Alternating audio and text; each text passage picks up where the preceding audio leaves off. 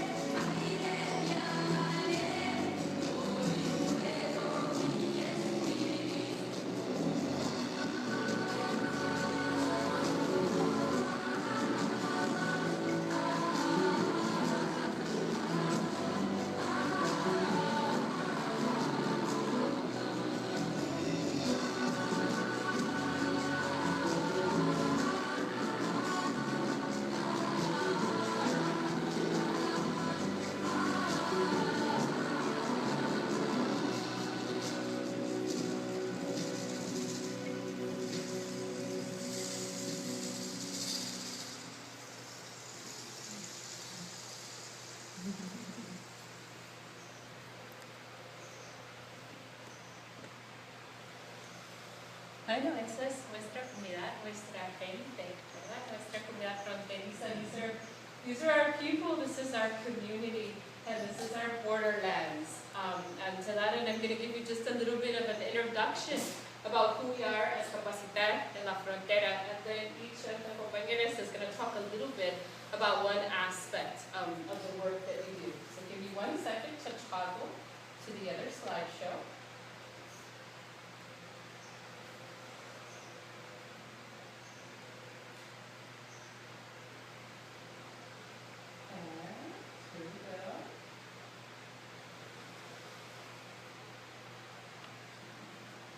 Yeah, all right, you advance.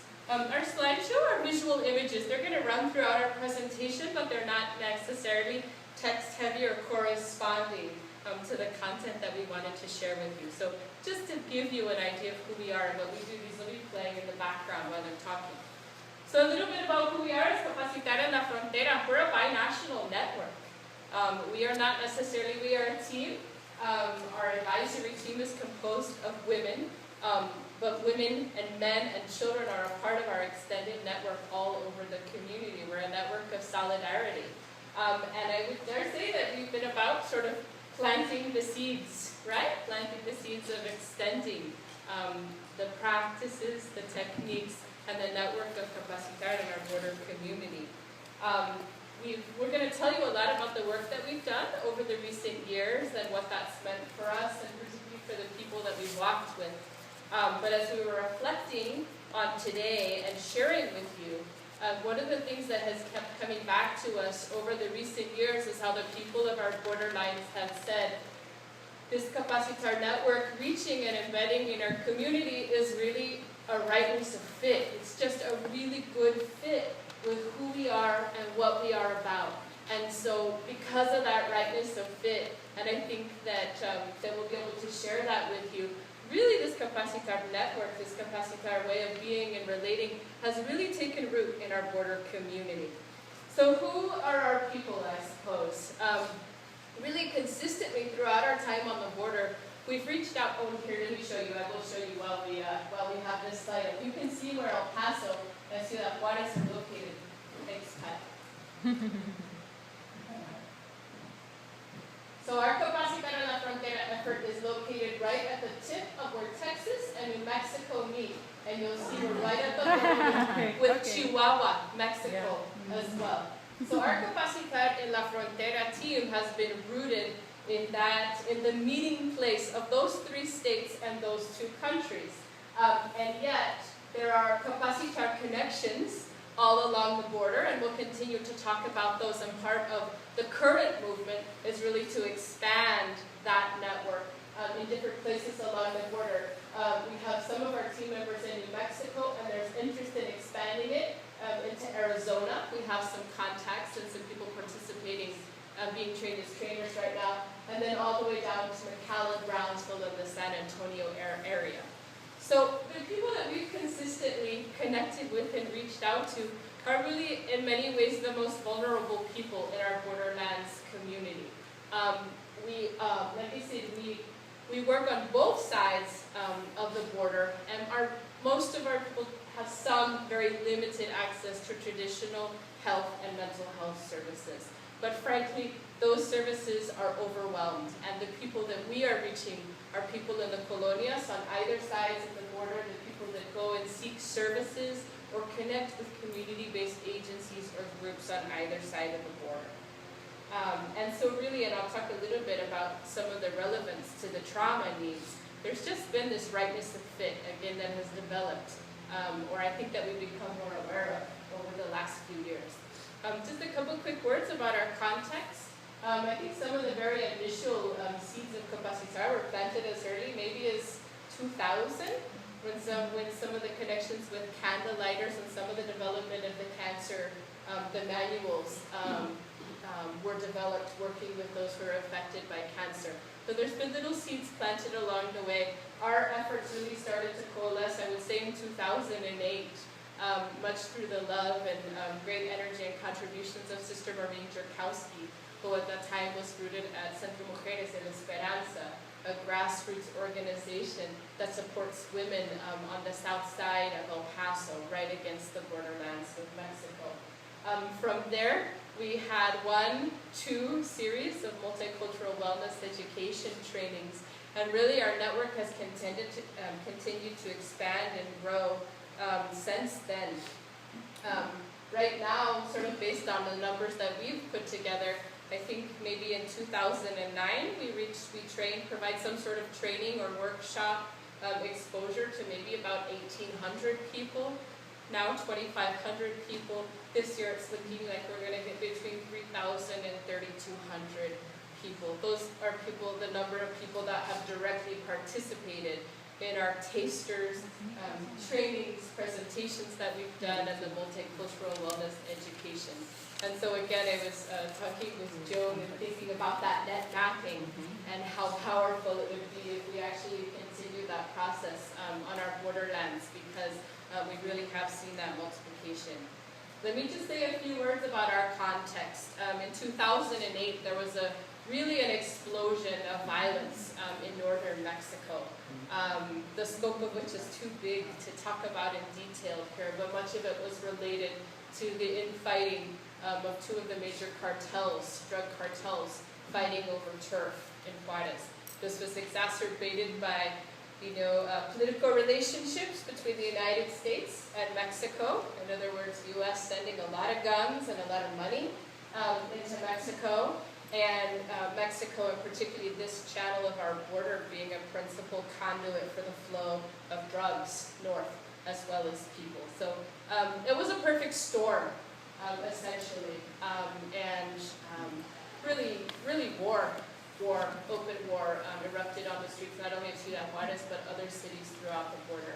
So many of our colleagues, many of the people that we know and love living in Juarez, went from not only dealing with the chronic stresses of living in poverty, of dealing with crime, organized crime, unorganized and random crime in the form of the femicidios, but now there was really open warfare on the streets, with the army moving in, the Mexican federal police moving in, lots of opportunists moving in to participate in extortions, kidnappings, and various forms of very brutal homicide.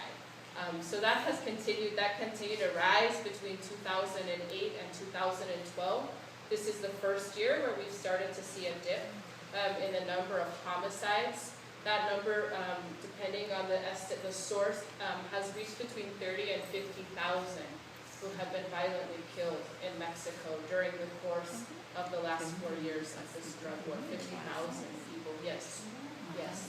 And to that end, there's been an exodus, really a fleeing of people across the border from the Juarez area and many of the communities along the border into the United States. Again, depending on the source of the estimate, we believe that there's been about 100,000 people that have fled northern Mexico and moved into the borderlands on the north side of the border. So that's El Paso, that's Tucson, that's the Valle de Juarez, Presidio, Marfa. All of these communities are absorbing our Mexican sisters and brothers, again, who are fleeing, running from, and moving out of this environment of trauma, both acute and chronic.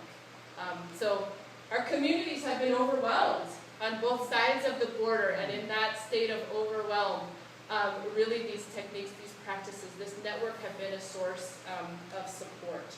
So the flow of peoples continues across our border, really back and forth. We really are a connected and a binational community.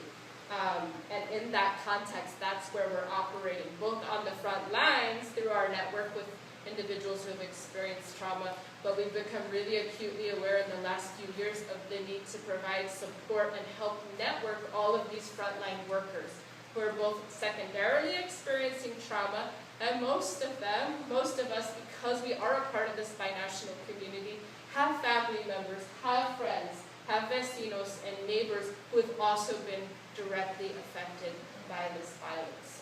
So the need really has been twofold along those two major tracks in the last couple of years.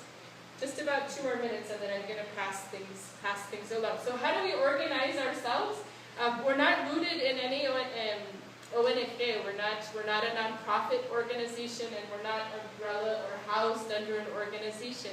We're a binational advisory team of approximately 8 members. There are some of us who live and predominantly work or minister in El Paso, and there are some of us who live and predominantly work in Juarez. And so together, those of us, those 6 to 8 of us, roughly are sort of this advisory, or sort of, I guess at the core, a little bit of this expanding network. And then around that core, we have another circle, really, of people who I also want to call into this circle, who have been a part of this network for such a period of time that they're almost like another layer of trainers, really, and they're available in the community, people like Beth and Rita, and so many of our compañeras in Juarez too. And so we support each other as we're supporting the multipliers that are in their respective agencies and institutions and sectors on both sides of the border. So again, we're going to go into it in great detail, but we have in various sectors lots of ongoing groups that gather for the practice of support. We have trainers that are embedded in schools and human rights centers and women's centers and community centers and educational institutions that incorporate Capacitar into their practices. And then again, as a team, we offer, I guess, sort of supports and trainings in the forms of tasters and self-care workshops and whatnot at various levels, whether it's grassroots, lay, or professional on either side of the border. So I'm going to stop right there and let our compañeras tell us about the specific work that we do.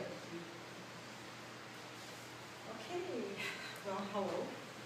I've been working with the group. I went to the early trainings when Pat first came to El Paso. It was a wonderful introduction to Capacitar, and she came a couple of times before 2008.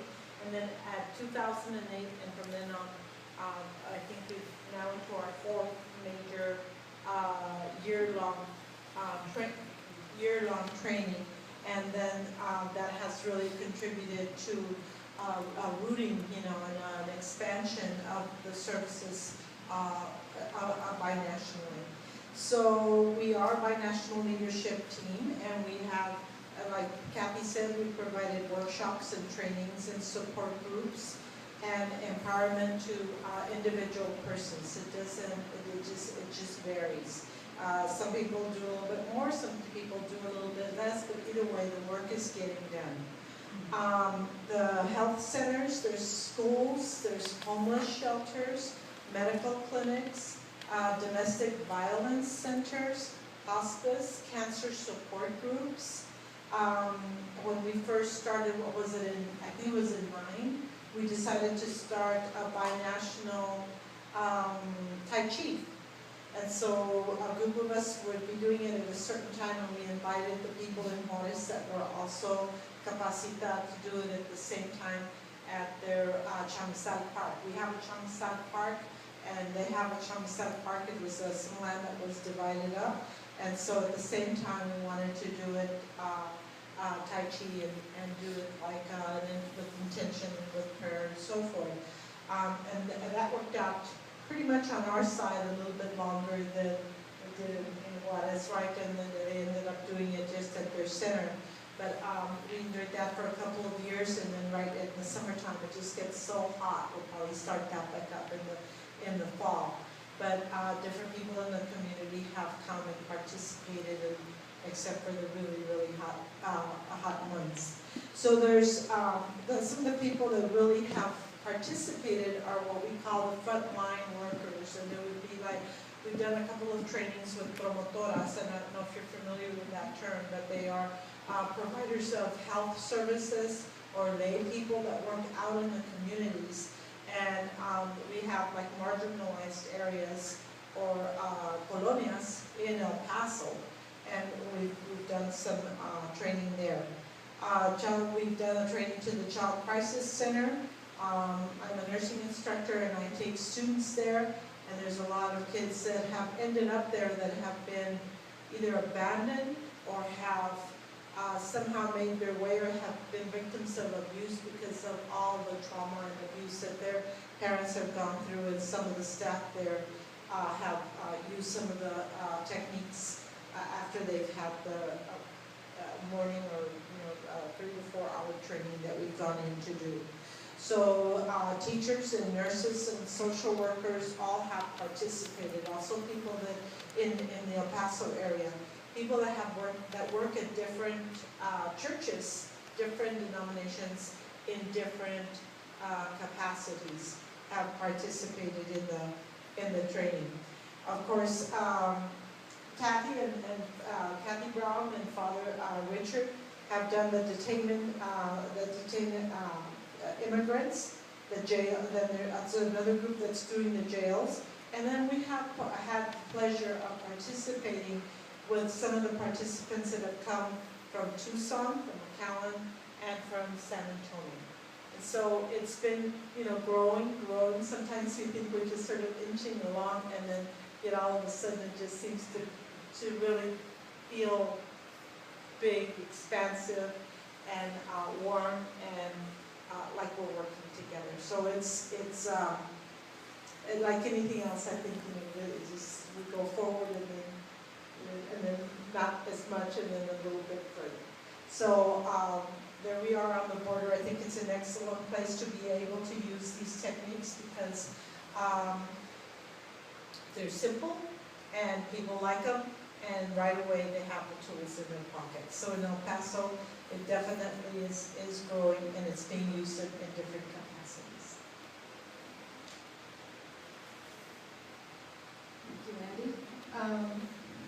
I'm going to speak a little bit about the three facilities that have used Capacitar. One is the Juvenile Detention Center, where Kathy Revtyak teamed with another social worker. Is that correct, Kathy? Probation department, where these are mandated in services for parents of offenders, juvenile offenders. And Kathy incorporated Capacitar practices before and after in each of these series of sessions. It was a trial pilot program, yes, for a year. Another program is the El Paso, most recently is the El Paso County Jail, which houses both men and women. We have two facilities. The downtown facility is the only place where the women are. And through the Department of Religious Services, Delia Gomez runs that office. She conducted a pilot study from January 15th to June 15th this year. And what we did was use the experience we had at the Federal Center and the 4-week cycle and offered it on 2 of the 3 floors where the women reside, the 9th and the 11th floor. And we did one back-to-back on one floor to see if any of the first participants, first set, would sign up for the second set, and a few of them did. So we targeted about 103 women, and they were invited. It was explained briefly through flyers, through Delia going around, and then she did education to some of the officers. And that was one of the bumps in the road that we hit, that we would go up and she'd explain it and say, here's the key to open the gate to get in this dining room, to give us some open space, and then they would change shifts and the next officers would not know anything about it. So sometimes they let us open it, sometimes they didn't. So it's an education on how to orient the staff. But the women responded very well, and the rationale was that many suffer from high levels of stress. These are men and women who are not yet convicted, but are waiting, detained, jailed for many offenses, minor and major. They may have skipped parole or something. And there's a lot of heavy emotions. And to help them control them, and to control the outbursts within the confrontation and conflicts within the cells. Okay. So what we're going to do is let you see a 3-minute DVD. I don't know if you can back up, Kathy, and get that from the beginning. Of a newscast that was done. The sheriff is very proud of this, and it was reported as one of the 4 programs that they offer the people in their facility.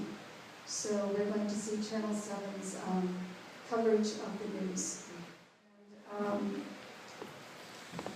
Because of the many issues of anger and pent-up emotions of people being held in the jail. This program was introduced, and these are some of the before drawings of their feelings. The women are in that's the dining room that we were allowed to be in. The tables and chairs are nailed to the ground, and these are the before and after that they drew.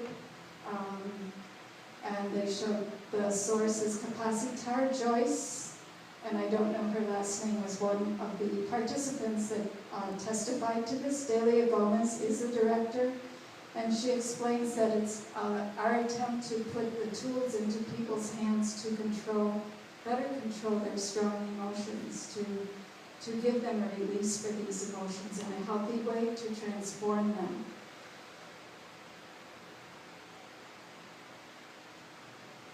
And I'm not sure what he's saying. It worked. It worked. And Joyce was just saying, first they take us in, and then they relax us by breathing, and then they play nice music. And that was her description of centering, and then we would do Tai Chi. But what she's eventually saying is that she really had a low self-image, and then they stuck this is a non-Capacitar clip that, of someone doing Tai Chi. And our Sheriff Wiles saying how we want to give people these tools and help them so that they do not return and resort to doing bad things and reduce the recidivism rate. So we are in favor of putting these programs in. And for Joyce, she was at the point of, I'm no good, I'm a terrible person. She had broken parole, and she wants to live. She said, I don't care what people think about me now. I know I want to live for myself, to be a good person. And that was after 4 weeks. And it was very powerful to hear that. So as people are jailed in with 1 hour maybe up on the roof of air and light a day, this is her story. So that program was also given some affirmation by the guards that saw it. Some of the administration is very supportive and did, note that some people changed besides what the women self-testified to in their drawings and image of themselves before, of anger, hurt, and after. So it isn't, the final evaluation isn't done, but we would like to, they would like to support it. There are 3, it was done by myself and 2 other volunteers that have to be certified by the jail to be in there, and that's a long process, sometimes 2 months. And one of our participants now in this current multicultural training joined us, and she will continue with us, and there are 2 other people in the pipeline. So we hope to have enough staff to do it as volunteer ministers to be in there. And then the other facility, those of you that were at the first presentation this morning, I recognize some faces, is the Homeland Security, and the Director of Religious Services, Father Richard Sotelo, is with us today, of the Detention Center, where that pilot program started 2.5 years ago, and they have never said stop, so we continue with our 4-week cycles. We started with 7-week cycles down to 6, down to 4-week cycles because of the turnover of the population and people being gone and discharged, either back to their country or to their families. The drawings, and this is the new room that people do it, are testimonies to how they felt before and after the 4 weeks. This is 2011. This morning we had some more recent drawings. And this is one of the first women who was separated from her children. And as I think Pat used to in the research manual, and last night we saw the same drawing. She was reunited with her children. It's been overwhelmingly, I think, affirmed by the agency. For one reason, they can showcase it, but there have been, noted changes in the less sick calls, less use of medicines, less conflicts, more positive attitudes of the women. and the women love it. So we've gone from a larger room to a smaller, more user-friendly room that is inspirational and has this beautiful mural, but it means we can train less people. How close am I to the 10 minutes? Okay. Is there any, probably any other significant comments you want to add about the program? Thank you and Rita. Yes, Rita and I, we're volunteer chaplains, seeing the Women for Spiritual Counseling when this was started. So we were already in the system, and we already both Capacitar trained.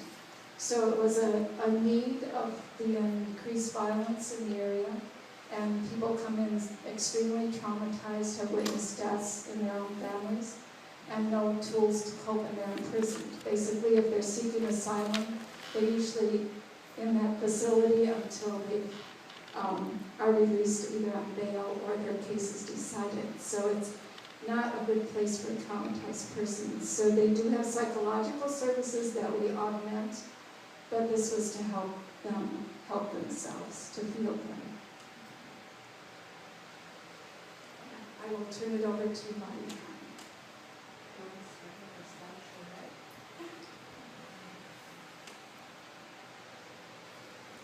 Hello.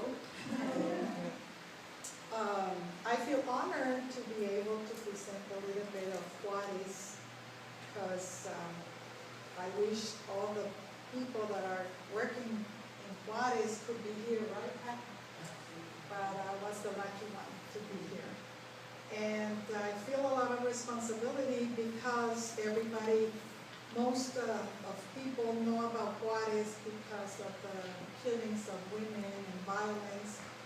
But there's also a lot of things going on in Juarez. That's why when we put the slideshow, some of the pictures says Juarez Vive, right? One interesting thing about historically, we were also in the pathway or Spaniards, like Santa Barbara, and Juarez used to be Paso del Norte. Okay? El Paso did not exist. It was Juarez that existed on their way to Santa Fe, New Mexico. That's how it got the Paso name. Yeah. But El Paso, Juarez, is located in the south of El Paso, and we're geographically, accidentally became part of the drug corridor, right? But we also are the corridor for a lot of merchandise and importing and exporting. Our private sector and government, unfortunately, have concentrated only on economic development, but they have not paid attention to social development of the people. That also became an opportunity for a lot of grassroots organizations to start working in Juarez. So we have the great advantage that there's a lot of work done as grassroots in Ciudad Juarez. And when Capacitar came through Mujeres de la Esperanza, right, in 2008 was another effort with some instances, right, from some government agencies. I was not involved yet in Capacitar. I came in 2010. And there are some people that are already practicing the Capacitar, mainly, the Grupo de Derechos Humanos, because as the name says, that you can imagine how much work they have to do, and particularly also as a self-care for the people that are handling all this violence, 2010, 2009, it was really, as you probably heard in the news, and Kathy already mentioned it, the violence was really extreme, and so you can see how the impact on the families. We have a lot of orphans that have witnessed the killings of their mother or their father or their brothers. We have, plus all the social problems that we had before. People come to Juarez thinking that they're gonna have a better life, and it also has been, how do you say, encouraged by the private sector through the maquiladoras. I don't know if you're familiar with what a maquiladora is, an assembly. And there was a time that our border was growing so fast, 1990s, 2000, that they even will send buses all the way to Veracruz to bring people to work at the maquiladoras. You can imagine, the cultural shock for all these people that used to be in totally different environment, and they will come with no infrastructure to support their coming to Juarez. So they would be, staying in homes that they were really not homes, Women will have to go and work and leave their kids closed up by themselves. They're going with no mother, no father. And then with the violence between the two cartels, that they were taking the plaza, Then add to that turmoil the corruption in police. So when President Calderon took over the presidency, that was 2006, 2012, he came and according to some of the news, it was Juarez that requested, the people of Juarez requested the intervention of the military. So there was a time where we had 7,000 soldiers that took over. People that have never been in a border town, that didn't know their way. So we all, unfortunately, came out with a conclusion that it was not, they didn't come really to help us, it was just adding another problem. There was another big abuse from their part, with a lot of citizens. But also the police couldn't handle it. It is really a very scary feeling when you realize that your government cannot guarantee safety. You that live over in this side of the world, you don't have that feeling or that badly, I heard in another workshop here with us that the way they moved it, I think it was Ireland, right? That they moved refugee for violent, for women that had been violated, they moved it right next to the police. Mm-hmm. And I saw Alvin's face, just like me, if we go to the police, it's worse. Yeah. We have to be away from the police and away from the military and away from, so that's why the grassroots organizations are really key, because those have been the ones that have responded to a lot of the needs. So right now with the multicultural training that we have, Pat is going to come and visit us in September. It's the third module, right? And we're very proud to tell you that we've been able to motivate and encourage and selected the leadership of different organizations. So we're planning to spread the Capacitar practices not only under religious or under human rights groups, but in all different kind of groups that we have in Juarez because of this activity, that we have had since the problems are overwhelming and the government really has not responded. Not even responded to the well-to-do families, It is very amazing to go and see the residential areas where you see that they're all locked up. Now they cross the streets, they have a gate. And so in order to go in a residential area, you have to ask permission to the gate, and you leave your IDs and everything in order to go. So we have lost freedom. All of us, have lost freedom. But there, as I said, there are organizations. That picture is over of the Capilla Santa Elena, where they've been very faithful in practicing. There's people there that work, like for example, in schools. So they work with the kids and they also work with the parents, you know, on how to deal with all this violence that is around them. And what the big comment is, this is fantastic. We don't need to buy anything. Yeah. It's only our body and our breathing. And it's not rigorous, like it could be yoga, for example, that there has to be a certain repetition of exercises. This is so easy to handle that that has been the most attractive part of it.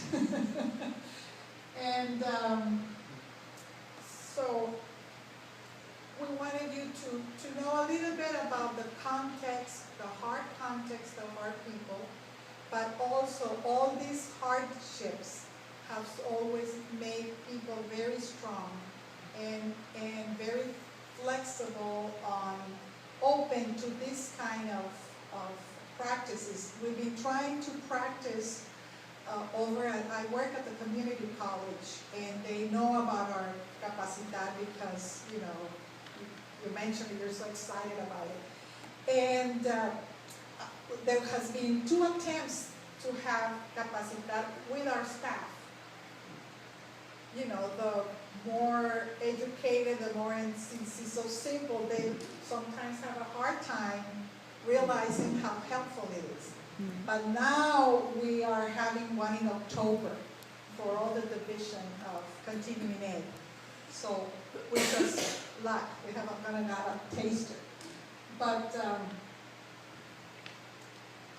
I don't know if you have any questions about Juarez, things that you have heard about, you know. Yes? I've been hearing about Juarez for 20 years. So I think the first thing I would like to just salute and congratulate Juarez. It's no longer labeled the most violent city in the world. That title has passed to San Pedro Sula in Honduras. So Yes. with the dip in the homicides, this is another positive indication that things are getting better for Juarez.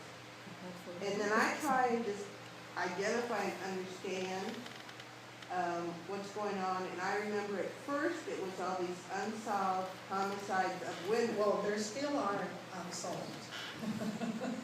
And then there's We the have war. lowered the violence, but there's still violence against women, and there's still a lot of stealing and kidnappings, you know, Forced disappearances. and disappearances, yes. I'm sorry. Unfortunately, last year we hit the 10,000 mark for 10,000 individuals who have been forcibly disappeared. Personas desaparecidas in Juarez and surrounding areas, 10,000. That was in 2012. Okay, I'm just trying to understand the streams. Right. So we have the murders of the women, Yes. then we have the forced disappearances. And is that the same as or different from the kidnappings? Well,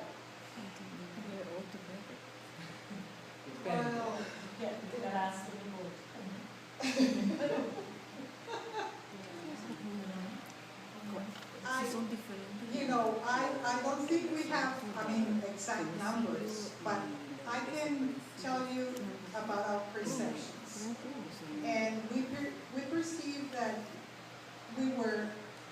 we are not back to the same good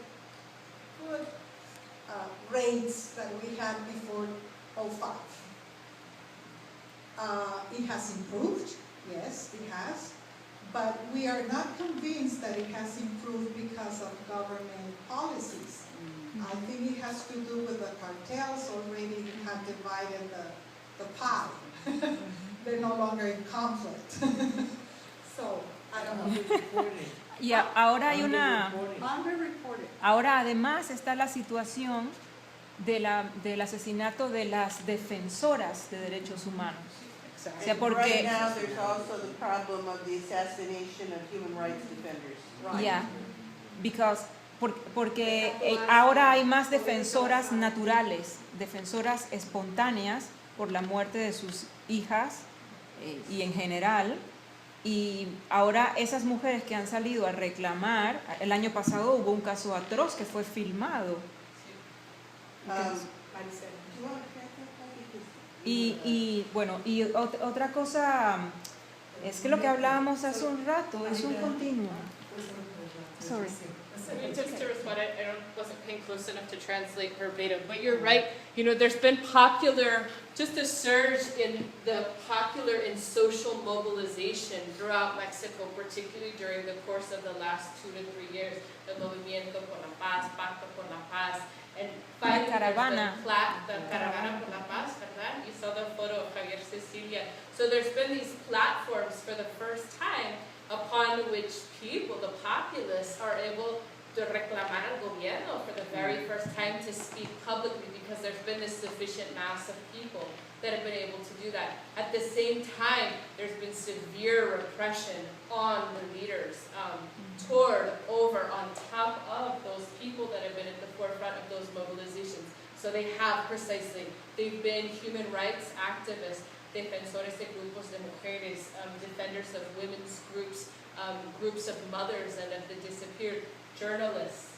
I'm not sure if Mexico has lost its position as the most dangerous country in the world for journalists, the highest number of journalists Now killed in Honduras, Mexico. with Honduras now. I know, right? I van, qué tragedia.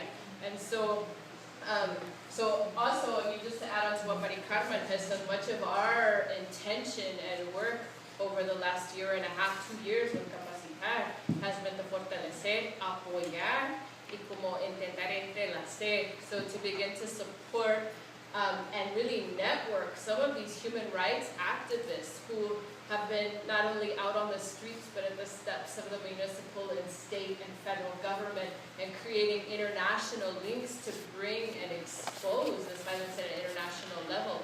And so this year, this multicultural wellness training we're doing in Juarez, we were able to get funding to support 10 regional human rights workers from 3 different major cities in the area of northern Mexico, and bring them together as a part of this training with human rights organizers that are working in Ciudad Juarez. And I dare say, I guess this is just my perception, but the bringing together of people, the act of coming together, of supporting each other, and of recognizing their own need for self-care has been tremendous, because tienes razón, lo están haciendo a riesgo de sus propias vidas y de las vidas de sus propias familias. You know, they're doing that work, that very public work, at risk of their own family members and their own lives. And many of them are. There was a picture of a father of one of the disappeared. There are family members of the disappeared that are in our training. These aren't necessarily people that have self-defined themselves as activists throughout their lives. They're people whose lives have been upturned, you know, hay de otro, you know, it's like we were talking about yesterday, right? There's nothing else for them to do but to do the work.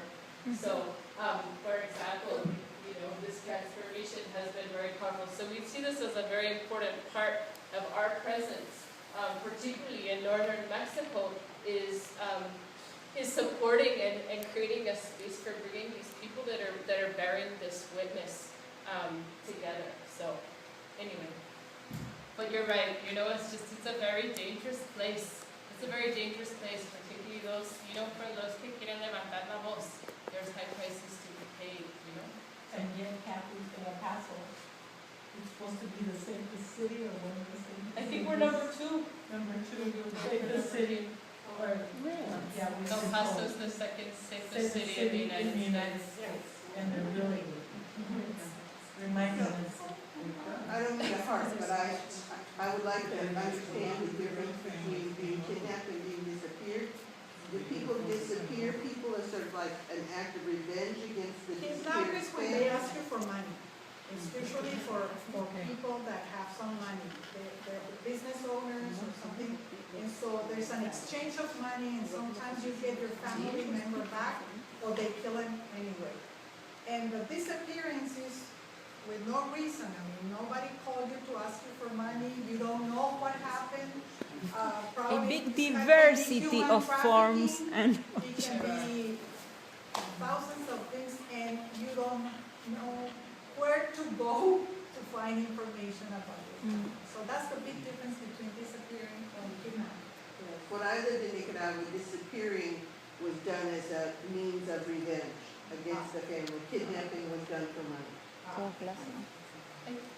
Toda clase. I think that there are disappearances that are done and made as a form of revenge. There are also what to the society, to the public sector, appears to be sort of these random disappearances, and that sort of creates that constant sense of repression and fear and uncertainty. And in recent years, there's now been increasing documentation of the role of state and federal actors in these forcible disappearances as well as in torture. And so now the ante is really going up because activists and those that are accompanying people that are pursuing these investigations on their own are now calling the government, they're now calling the Mexican police, they're now calling the Mexican military to task and saying, not only are these random acts of occurrence or sort of bad apples in your ranks, but this is part of the systemic policy. And so that is what is in process of being exposed, but politically there's a huge price to be paid, not only in Mexico, but in the United States. But also, I have to tell you, on behalf of people in Juarez, our perception too is that this is the price to be right next to the United States. There are 18,000 places that sell guns in the border. So our people get their guns so easy. They are better equipped than our police in our area. So I can see why they get corrupted. I mean, that's my perception. I mean, I'm not gonna go against the cartel or any others if I have a Mickey Mouse gun. I'm just gonna turn and let them go. I mean, this is, Calderon was there a year ago. There was a sort of like an info, and we have a picture there, the no more weapons. That we were asking the United States to change in some way the policies because of the guns. There's really overwhelming. Also, Juarez has really suffered, not only this now with the drugs, but before, any illegal business that the United States people wanted to do over there, Juarez has been there. For alcohol, for industries that are not allowed in the States, they move to Mexico. So, all the prostitution. And Capacitar is the good news. It is. Capacitar is the good news from The good Juarez. news. Yes. We're part of the network of the good news. There are a network. And also, I have to tell you that there's a big movement run by a leader from the private sector, Miguel Fernandez, who has, if you want to look into the page, his Plan Estratégico de Juárez. He has put money from his own pocket to initiate a lot of the things to reconstruct the social part of Juárez. So that's why I wanted to have that slide about Juárez Vive. I mean, we hear all these things about the negative, but there's a lot of going on, good things.